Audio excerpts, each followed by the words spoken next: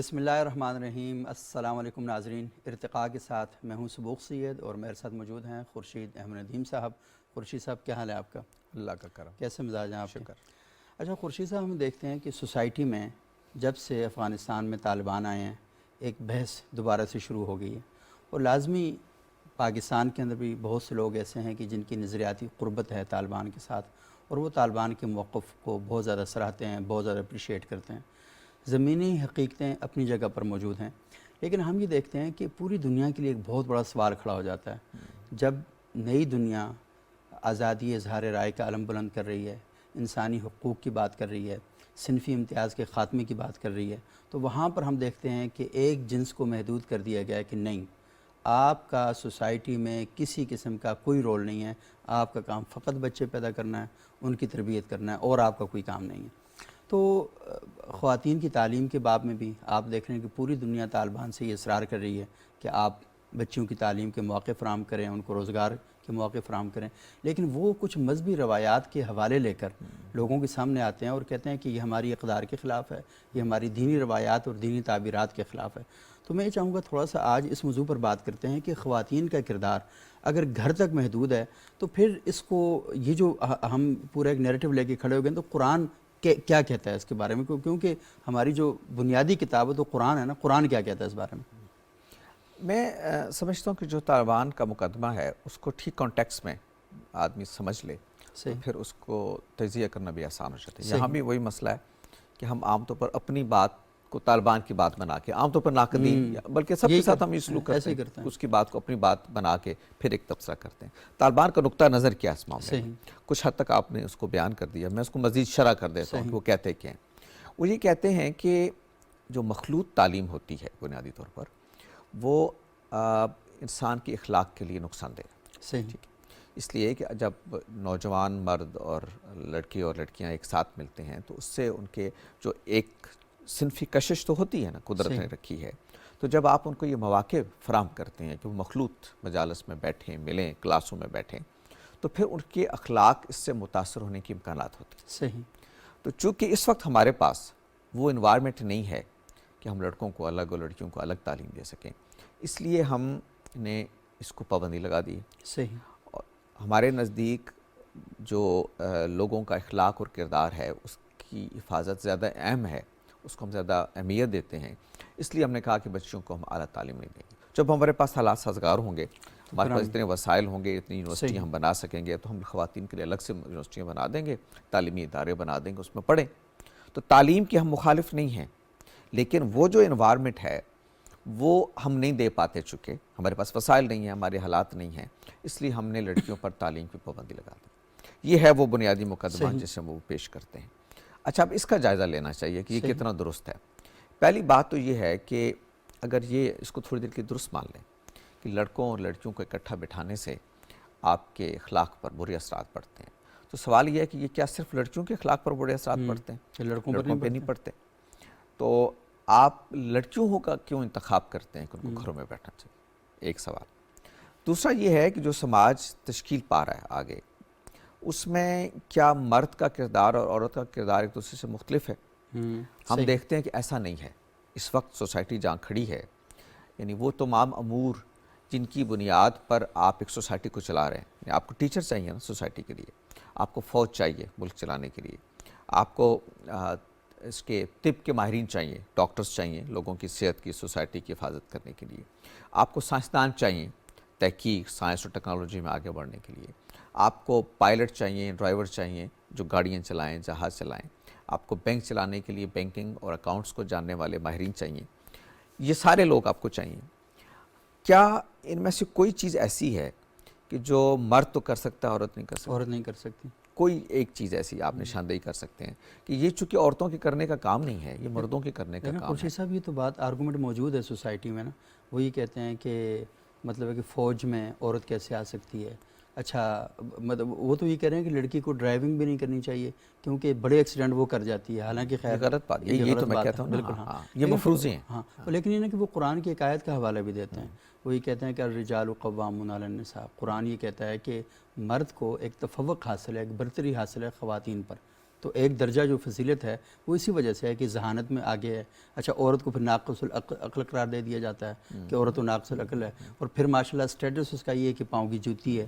تو وہ تو پورا ایک نیریٹو ہے جو ان کے پاس ہے, اور وہ صدیوں سے ان کی جینز کا حصہ بن چکا ہے کہ وہ اسی کے ساتھ رہتے ہیں. اسی کو میں ایڈریس کر رہا ہوں صحیح. کہ جب آپ اسی کو دیکھ لیں مثلا, تو ایک تو مقدمہ سمجھ میں آ گیا نا کیا ہے. جی بالکل. اب اس کا جواب میں یہ دے رہا ہوں کہ پہلی بات تو یہ ہے کہ وقت نے ابھی ثابت کر دیا ہے صحیح کہ کوئی شعبہ زندگی ایسا نہیں ہے جو مرد کر سکتا ہے اور عورت نہیں کر سکتی. ایسے ہی بالکل امن تو ہم یہی دیکھ رہے ہیں. فوج کی آپ نے مثال دی, آپ کو معلوم ہے کہ ساری دنیا میں خواتین فوج میں بھی کردار ادا کر رہی ہیں, اور حتیٰ کہ اب آپ پاکستان میں بھی کر رہی ہیں. ایسے ہی اور پاکستان میں لیفٹیننٹ جنرل کے عہدے تک بھی پہنچ گئی ہیں خواتین. صحیح بالکل. تو پہلے کیوں نہیں پہنچی؟ اس لیے کہ پہلے آپ نے ان کو مواقع نہیں دیے. صحیح. جنہوں نے دیے ان کے ہاں پہلے بھی پہنچ گئی تھیں. صحیح. اسرائیل کی فوج کے اندر خواتین آپ کو پتہ ہے, امریکی فوج کے اندر, دنیا کی ہر فوج کے اندر خواتین کام کر رہی ہیں. اچھا ایک بات. دوسری بات یہ ہے کہ اب جو وارفیئر ٹیکنالوجی ہے, یہ دنیا میں جنگ کی جو ٹیکنالوجی ہے وہ بھی تبدیل ہو گئی ہے. اب وہ 1 on 1 میدان جنگ نہیں لگتے, ٹھیک ہے. اب تو ڈرون سے لڑائیاں ہو رہی ہیں. ڈرون چلانے کی اہلیت مرد میں بھی اتنی ہے, عورت میں بھی اتنی ہے. بٹن دبانا. تو میں اس طرح کی بے شمار بالکل دے سکتا ہوں, یہ بات کہہ سکتا ہوں کہ دنیا کے نظام کو چلانے کے لیے عورت نے بھی اپنی صلاحیت کو اسی طرح مظاہرہ کیا جیسے مرد نے کیا ہے. اس لیے یہ استدلال کہ مردوں کی تعلیم تو ہم اس لیے جاری رکھیں گے کہ ان سے سوسائٹی چلتی ہے. صحیح. اور عورتوں سے چونکہ گھر چلتے ہیں, انہوں نے بچے پیدا کرنے ہیں, اس کے علاوہ ان کا کوئی کام نہیں, تو یہ مقدمہ تاریخی اعتبار سے غلط ثابت ہو. دوسری بات, اب آئیے دینی نقطہ نظر سے جو آپ کہتے ہیں, اس میں 2 چیزیں ہیں. آپ نے جس سورہ نساء کی آیت کا حوالہ دیا, دیکھیے وہ خود طے کر رہی ہے کہ معاملے کی نوعیت کیا ہے. صحیح. الرجال قوامون علی النساء, مطلب کیا ہے؟ مرد عورتوں پر قوام ہے. صحیح. قوام کا مطلب یہ ہے کہ معیشت کی ذمہ داری ان پر ہے. صحیح. ٹھیک ہے. اچھا معیشت کی ذمہ داری جب ان پر ہے تو ان کو ایک درجے کی فضیلت حاصل ہو گئی. صحیح. اس نظم کو چلانے کے لیے. اب جیسے قوامیت جو ہے وہ منتقل ہوتی ہے کسی دوسرے کو, صحیح. جب فرض کیجئے وہ برابر ہو جاتی ہے, یعنی اب قوام صرف مرد نہیں رہا, صحیح, عورت بھی ساتھ ہو گئی ہے. اس کا مطلب یہ ہے کہ وہ جو فضیلت کا درجہ قوامیت کی وجہ سے ملا, اگر وہ وجہ تبدیل ہو گئی تو فضیلت کی نوعیت بھی تبدیل ہو جائے گی. صحیح. اب دونوں اگر شریک ہیں تو اس کا مطلب یہ کہ برابر کی سطح پر دونوں کے ساتھ معاملہ کیا جائے گا. صحیح. قوام ہے نا, مرد بھی کما رہا ہے, عورت بھی کما رہی ہے. اب وہ جو گھر کا نظام چلے گا وہ شرعیت کی بنیاد پر چلے گا.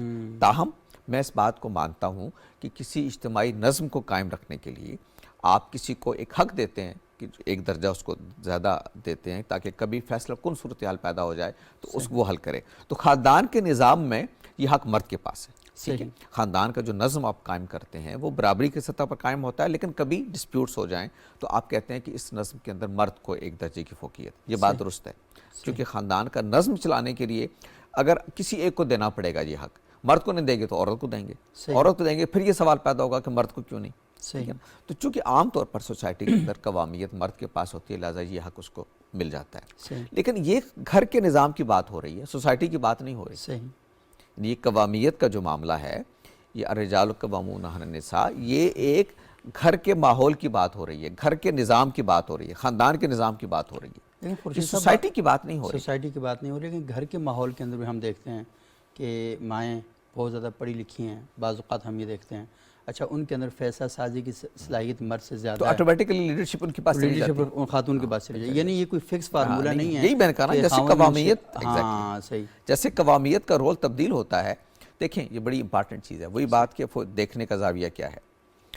جو وسائل میں شریک ہوتا ہے نا, فیصلہ سازی میں بھی اسی کو فوقیت ملتی ہے. یہ طے شدہ بات ہے.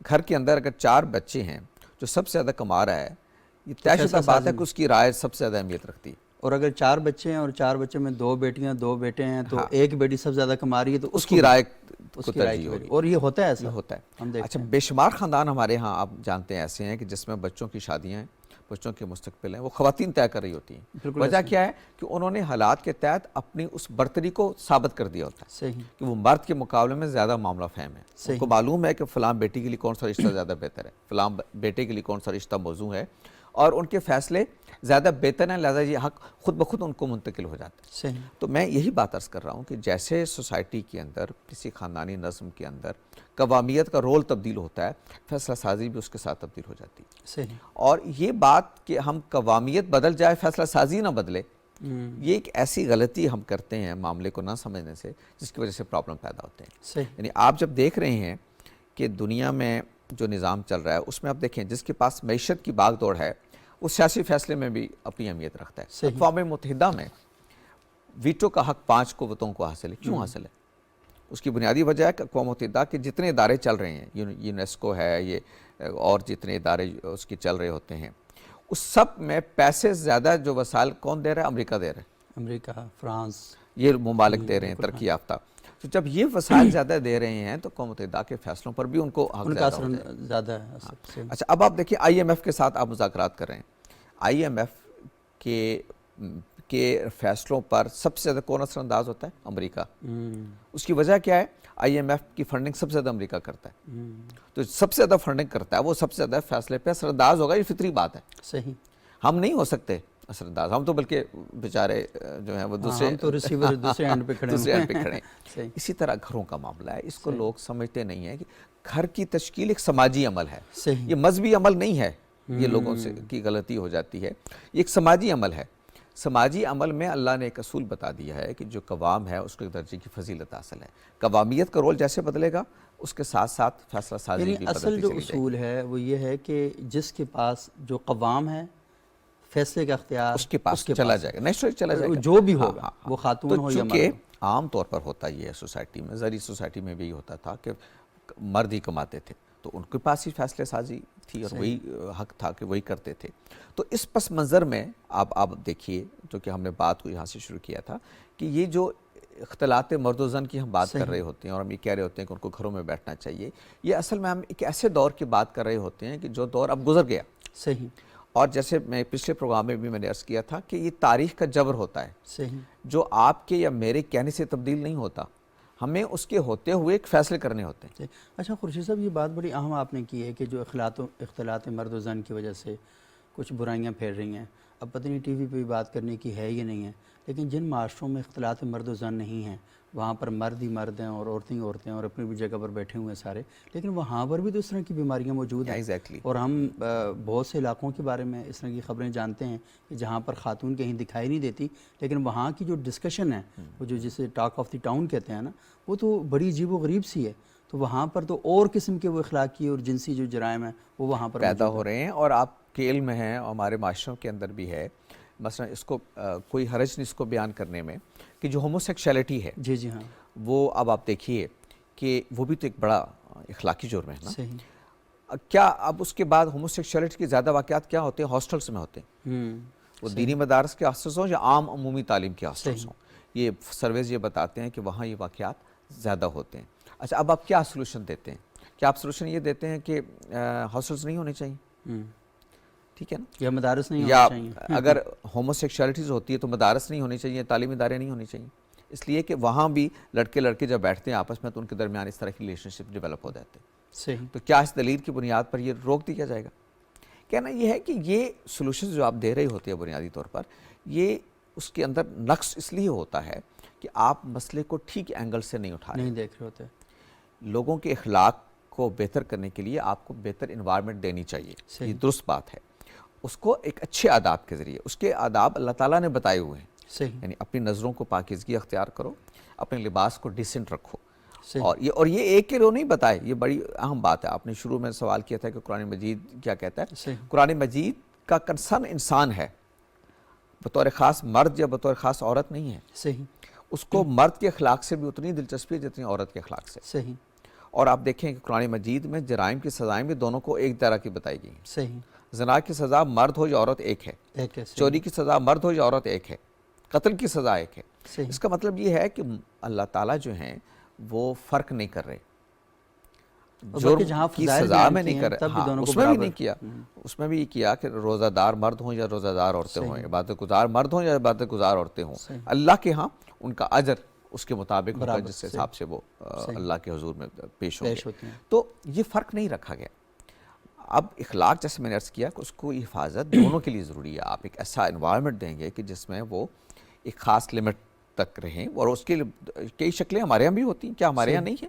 یونیورسٹیز میں ایجوکیشن، کو ایجوکیشن ہمارے ہاں، لیکن سب جگہ آپ اہتمام کرتے ہیں کہ اوپن کلاس رومز ہوتے ہیں جس طرح کے سب اس کے سامنے بیٹھے ہوتے ہیں, آپ ایک طرف لڑکیاں بیٹھ جاتی ہیں, ایک طرف لڑکے بیٹھ جاتے ہیں, اور اس میں کوئی اس طرح کی صورتحال پیدا نہیں ہوتی.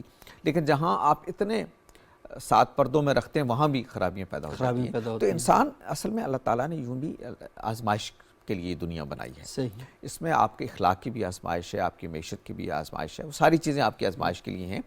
آپ نے اصل میں لوگوں کو متنبع کرنا ہے, ان کو خبردار کرنا ہے, ان کو ایجوکیٹ کرنا ہے. یہ تو نہیں ہو سکتا کہ آپ ان کے لیے دروازے بند کر دیں اور پھر میں نے کہا کہ وہ بھی امتیازی طور پر بند کر دیں. صحیح. یعنی مردوں کے لیے تو نہیں, عورتوں کے لیے بند کر دیں. اور یہ جو عام ہمارے یہاں بنیادی فکر پائی جاتی ہے نا کہ جیسے عورت جو ہے یہ تو اخلاق کو بگاڑنے کا ذریعہ ہے.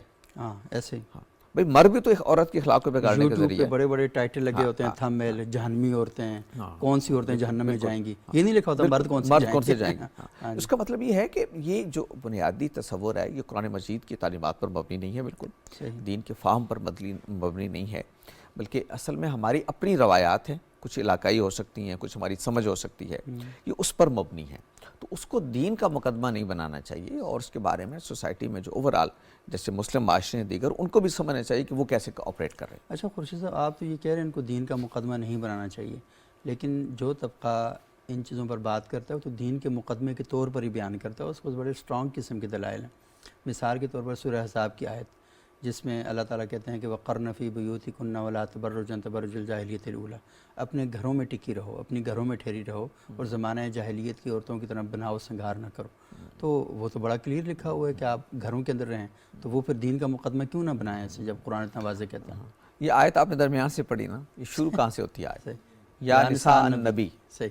اور کیا کہا؟ لستن کا احد من النساء, اے نبی صلی اللہ علیہ وسلم کی گھر کی عورتوں, اے ازواج مطہرات, اے امہات المومنین. یہاں سے شروع ہو رہی ہے, اور آگے کیا کہا جا رہا ہے؟ لستن کا احد من النساء, آپ عام عورتوں کی طرح نہیں ہیں. ٹھیک ہے, تو یہ آیت واضح طور پہ بتا رہی ہے کہ یہ خصوصی احکامات ہیں جو امہات المومنین کے لیے ہیں. اس لیے ایک تو یہ سمجھنا چاہیے کہ اس کو آپ جنرلائز نہیں کر سکتے, خود اللہ تعالیٰ نے اس کو جنرلائز نہیں کیا. اور آپ کو معلوم ہے کہ رسالت مآب صلی اللہ علیہ وسلم کے لیے بھی اللہ تعالیٰ کے بعض احکامات خصوصی تھے جو باقی لوگوں کے لیے نہیں تھے. اسی طرح سے امہات المومنین کے لیے بھی اللہ تعالیٰ کے احکامات خصوصی تھے. آپ کو معلوم ہے کہ اللہ تعالیٰ نے امہات المومنین کو یہ چوائس دیا کہ آپ نے رسول اللہ صلی اللہ علیہ وسلم کے ساتھ رہنا ہے یا علیحدگی اختیار کرنی, یا آپ فیصلہ کر لیں. اور جنہوں نے یہ فیصلہ کیا کہ انہوں نے رسول اللہ کے ساتھ رہنا ہے, ان کو طلاق کا حق پھر رسول اللہ صلی اللہ علیہ وسلم کو بھی نہیں رہا. اچھا, وہ اب اللہ تعالیٰ کا فیصلہ ہے, انہوں نے فیصلہ کیا, اب وہ آپ کی ازواجیت میں رہیں گی. تو کہنا یہ ہے کہ اللہ کے پیغمبر کے لیے بھی خاص احکامات ہیں, امہات المومنین کے لیے بھی خاص احکامات ہیں, اور اس کی وجہ سوسائٹی میں اندر ان کی حیثیت ہے. صحیح. یعنی وہ جو لیڈرشپ کی صلاحیت ہے جس کی وجہ سے, جیسے قرآن نے کہا نا کہ اللہ تعالیٰ یہ چاہتا ہے کہ اہل بیت پیغمبر سے ان کی ہر طرح کی گندگیوں اور آلودگیوں کو دور کر دیں. یعنی چونکہ آپ کو آئیڈیلائز ہونا ہے سوسائٹی کے اندر. یہ آیت یہاں پہ ختم ہوتی ہے کہ انما یرید اللہ لیذھب عنکم الرجس اہل البیت. اللہ یہ چاہتا ہے کہ نبی کے گھر کے جو لوگ ہیں وہ ہر طرح کی گندگی سے, ہر طرح کی آلودگیوں سے پاک ہو جائیں. تو امہات المومنین کے بارے میں جو اللہ تعالیٰ نے یہ احکامات فرمائے ہیں وہ اس لیے فرمائے ہیں کہ وہ لیڈرشپ کے منصب پر فائز ہیں, ان کی حیثیت عام حیثیت نہیں ہے. تو اس فرق کو واضح رکھنا چاہیے, ایک بات.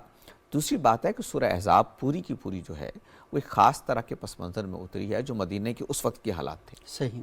اور جو عمومی اس کے بارے میں ہدایات ہیں وہ اللہ نے سورہ نور میں دے دی ہیں. صحیح. سورہ احزاب میں اللہ نے وہ مخصوص حالات کے بارے میں احکامات دے دیے, اللہ نے ان کی شر سے بچنے کے لیے ان کو یہ کہا کہ آپ کے ہاں خصوصی, آپ اس طرح کے ماحول کے اندر خصوصی اہتمام کریں. یہ بالکل ایسے ہی ہے کہ جیسے اوباشوں آپ میلے میں جا رہے ہیں تو ایک خاتون جو ہے وہ اس میں جب جائے گی تو وہ اس طرح سے نہیں جائے گی کہ جیسے وہ گھر میں ہے. وہ ایک خاص چادر کرے گی تاکہ وہ اوباشوں کے اندر ایک شریف زادی کے طور پر نکل سکے, اور ان کو لوگوں کو بھی خبر ملے کہ یہ کوئی عام خاتون, یا مطلب یہ اس طرح سے نہیں کسی مجبوری سے نکل رہی ہے, کسی وجہ سے جا رہی ہے. تو اس فرق کو, وہ بات جو عمومی ہے کہ ہمیں کیا کرنا چاہیے, وہ سورہ نور میں اللہ تعالیٰ نے بیان کر دی ہے. وہ جو قرآن کی وہ ٹرم ہے نا کہ بیوتن غیر مسکونہ, وہ جگہیں جہاں آپ رہتے نہیں ہیں, گھر نہیں ہیں, جو ہوٹل, بازار, سرائے, ریسٹورنٹس, دکانیں, ان میں کیا کرنا چاہیے وہ احکام اللہ نے سورہ نور میں بیان کر دی. اور اس میں دونوں کے لیے بیان کیے ہیں, مردوں اور عورتوں دونوں کے لیے بیان کیے ہیں, اور سب کے لیے یکساں کیے ہیں, سوائے اس کے کہ خواتین کے لیے ایک اضافی اس میں یہ کہا گیا ہے کہ وہ اپنی اوڑھنیاں اپنے سینوں پر لے لیا کریں. یہ مردوں کے لیے نہیں ہے, باقی عورتوں, لیکن باقی ان کے لباس ڈیسنٹ ہوں، ان کی آنکھوں میں حیا ہو، یہ مردوں کو بھی اس کا اہتمام کرنا چاہیے، عورتوں بھی کرنا نظریں جھکانے کا حکم دونوں کے لیے ہے کہ یہ بڑا مسئلہ جو ہے سبوک صاحب ہمارے ہاں ہے، وہ یہ ہے کہ ہم یہ سمجھتے ہیں کہ دین کا ہر حکم عورتوں کے لیے خاص ہے۔ ہاں ہاں ہم نے یہ کیا، مرد آزاد ہیں، ان کی نظروں پہ کوئی قید نہیں ہے کہ وہ جیسے اٹھیں، ان کے لباس پر کوئی قید نہیں ہے، وہ جیسا پہنے۔ ساری پابندیاں جو ہیں وہ عورتوں پر ہے، کیوں ہیں کہ یہ مردوں کے اخلاق کو خراب کریں گی۔ ہاں مردوں کے اخلاق کو خراب کریں یعنی یہ سارے کا سارا مقدمہ ہی جو ہے یہ قرآن و سنت سے ثابت نہیں ہے، کوئی دینی مقدمہ ہی نہیں ہے سرے سے۔ صحیح۔ اللہ کے ہاں مرد کو بھی پاکیزہ رہنا ہے، عورت کو بھی پاکیزہ رہنا ہے، اور دونوں کو اس کا اہتمام کرنا ہے کہ وہ اس طرح کی چیزوں میں اور دونوں کو اس احساس کے ساتھ رہنا ہے کہ انہوں نے قیامت والے دن جواب دہ ہونا ہے، اور انفرادی حیثیت میں ہونا ہے، انفرادی حیثیت میں ہونا ہے۔ اور آپ جو دل میں سوچ بھی رہے ہیں تو اللہ کی ذات کو کم از کم اس کا پتہ ہے کہ کم از کم کیا زیادہ سے زیادہ سارا اللہ کی ذات جانتی ہے، وہ علیم بذات الصدور ہے۔ اچھا خورشید صاحب، یہ روایات کے باب میں ایک اور روایت بھی ہے، کیونکہ آپ روایات پر بات کر رہے ہیں تو میرے ذہن میں ساری روایتیں آ رہی ہیں۔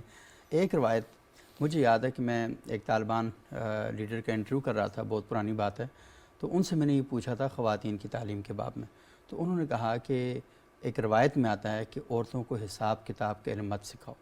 اچھا بہت سے علماء تو اس کو مانتے ہی نہیں ہیں، تو یہ کیونکہ یہ بھی سوسائٹی کے بہت سے علاقوں میں، پاکستان میں اس طرح تو نہیں لیکن بہت سے علاقے ایسے ہیں کہ جہاں پر میں نے خود یہ سنی ہے اور لوگ اسی وجہ سے اپنے بچوں کو تعلیم نہیں دیتے۔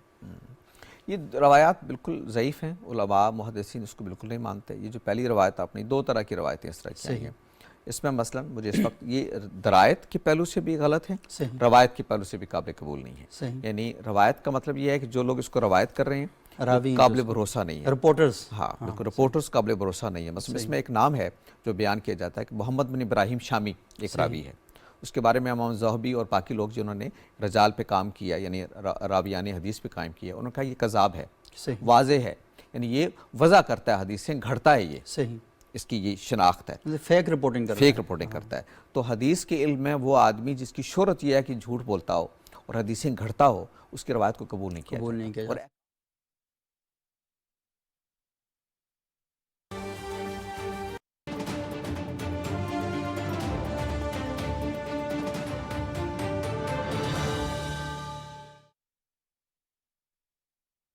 اللہ اکبر، اللہ اکبر، اللہ اکبر،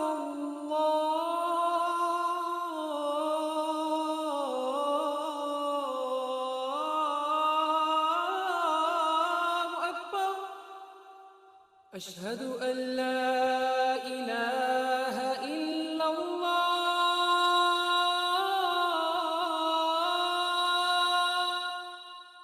اشہد ان لا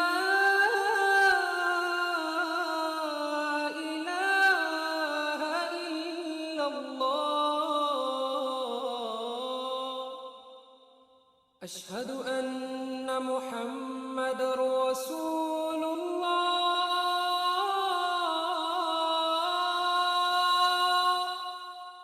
اشہد ان محمد رسول اللہ،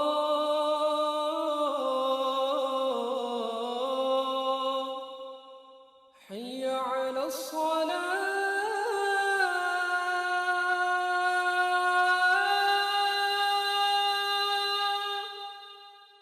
حی علی الصلاة،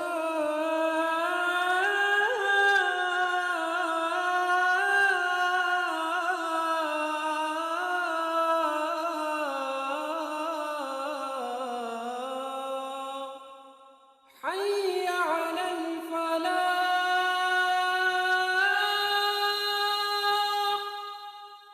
حی علی الفلاح،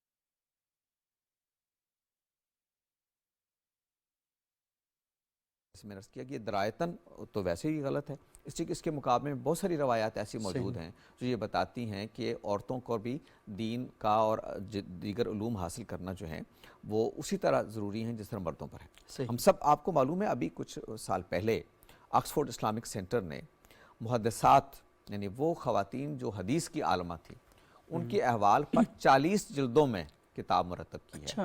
8,000 سے زیادہ ایسی خواتین کے حالات قلم بند کیے ہیں جنہوں نے صرف علم حدیث پہ کام کیا مسلمان روایت کے اندر 40 جلدوں میں، یہ آکسفورڈ اسلامک سینٹر نے چھاپی ہے۔ ویسے مردوں نے یہ بھی چھپا کے رکھا ہوا ہاں یہ چھپا کے رکھا ہوا ہے صرف علم حدیث پہ، یعنی اگر آپ میں سمجھتا ہوں کہ علم تفسیر میں خود سیدہ عائشہ کی جو حیثیت ہے رضی اللہ عنہا کی، وہ تو مطلب ان کا علم ایک طرف اور میں سمجھتا ہوں کہ ساری دنیا کا دینی علم ایک طرف رکھیں آپ، یہ اس سطح کی کنٹریبیوشن ہے ان کا، حدیث میں کیا، تفسیر میں کیا، فقہ میں کیا، یعنی کوئی جوڑ نہیں ہے سیدہ عائشہ کے ریفرنس کے بغیر چیزیں مکمل نہیں ہوتی۔ بالکل، تو سیرت کا ماخذ وہ ہیں، تفسیر کا ماخذ وہ ہیں، آپ کی علم حدیث کا ماخذ وہ ہیں، فقہ کا ماخذ وہ ہیں، تو کیا یہ سارا علم جو ہے وہ بغیر جانے بغیر سیکھے آیا؟ اور خود رسالت مآب صلی اللہ علیہ وسلم کی صحبت میں سیکھا۔ کمال یہ ہے کہ استاد آپ کی سیدہ عائشہ کے کون ہیں؟ پہلے ابو بکر صدیق اور پھر کون؟ رسول اللہ صلی اللہ علیہ وسلم۔ تو اتنا علم سیکھا اور وہ آخری وقت تک جب تک وہ زندہ رہیں ایک source of knowledge Muslim society میں رہیں۔ اس لیے بہت ساری روایتیں جو دوسری طرف موجود ہیں جو بتاتی ہیں کہ خواتین کا جو علمی کنٹریبیوشن ہے وہ غیر معمولی ہے، اور یہ اس دور کی، یہ جو میں نے ابھی محدثات کی بات کی ہے یہ آج کی نہیں ہے، ذرا پوری تاریخ میں، اور اس میں صدر اول پہلے دور کی جو خواتین ہیں وہ بھی شامل ہیں، دوسرے دور کی، تیسری دور کی بھی۔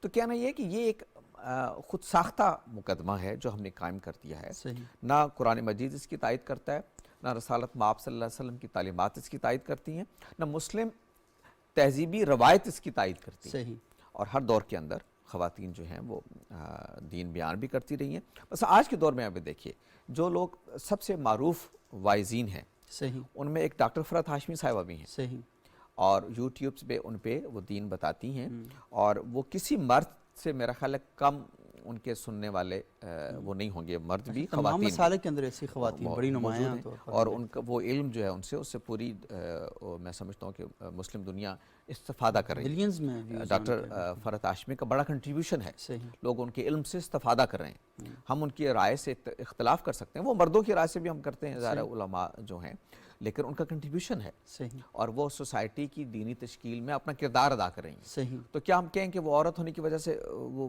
متروک ہو جائیں گی اور ان کی چیزیں ہم نہیں، اور اگر انہوں نے نہ سیکھا ہوتا، وہ ڈاکٹر ہیں، پی ایچ ڈی ہیں، وہ اگر نہ پڑھا ہوتا تو وہ کیسے دین بتاتی ہیں سوسائٹی کے اندر؟ اس وقت خورشید صاحب ہمارے دینی مدارس جو ہیں ان میں تو خواتین کے دینی مدارس بہت زیادہ ہیں، اور وہاں پر بھی بچیاں پڑھ رہی ہیں، وہاں پر معلمات ہیں جو پڑھا رہی ہیں۔ بلکہ آپ کی شاید علم میں ہوگا جو وفاق المدارس نے ایون فگرز جاری کی ہیں اعداد و شمار، اس میں تو بچیوں کی تعداد بڑھ گئی ہے لڑکوں سے، یعنی انرولمنٹ میں یہ اس حد تک چلا گیا، زیادہ وہاں پڑھا رہی ہیں اور سارا کر رہی ہیں۔ اچھا خورشید صاحب یہ بڑے اہم مباحث ہیں، اور لازمی یہ ہے کہ بڑے آرام سے بیان بھی کیے جائیں اور آرام سے سنے بھی جائیں، اور ان کا جو بیان کرنے کا مقصد کسی کے خلاف ماحول نہیں بنانا بلکہ سوسائٹی میں اس ڈیبیٹ کو عام کرنا ہے۔ بالکل، لوگ بیٹھے اور ہم بھی کوئی حرف آخر نہیں کہہ رہے، تو ہم ڈسکس کر سکتے ہیں، ان پر بات ایک اینگل ہے جس کو ہم لوگوں کے سامنے لا رہے ہیں۔ خورشید صاحب ایک اینگل تو ہم نے پاکستان اور افغانستان کے حوالے سے زیر بحث لایا، لیکن ایک اینگل اور بھی ہے کہ باقی جو دنیا میں 55 اسلامی ممالک ہیں وہاں پر کیا ہو رہا ہے، اس پر بھی ہم بات کریں گے، لیکن آج نہیں، آج کیونکہ پروگرام کا وقت ختم ہو جاتا ہے۔ ناظرین اگلے پروگرام میں ہم اس موضوع پر بات کریں گے کہ جو باقی مسلم دنیا ہے وہاں پر جو خواتین کی تعلیم کی صورتحال، وہاں پر معاشرے میں ان کا جو رول ہے وہ کیسا ہے، کس طرح ادا کر رہی ہیں، اور پاکستان کے باب میں تو پاکستان دنیا کو لیڈ کر رہا ہے کہ یہاں پر کیا کہتے ہیں پہلی مسلم خاتون محترمہ بینظیر بھٹو صاحبہ پاکستان کے وزیر اعظم رہیں، فہمیدہ مرزا صاحبہ پاکستان کی پہلی اسپیکر یہاں پر رہیں، تو خواتین نے تو یہاں پر بہت ہی نمایاں اور شاندار کردار ادا کیا ہے، لیکن یہ کردار پوری دنیا میں، مسلم دنیا میں خصوصاً کیسے دیکھا جاتا ہے، اس پر اگلے پروگرام میں انشاءاللہ ہم ڈسکس کریں گے۔ اگلے پروگرام تک اجازت دیجیے گا، بہت شکریہ آپ کا۔ ٹائم نکل جاتا ہے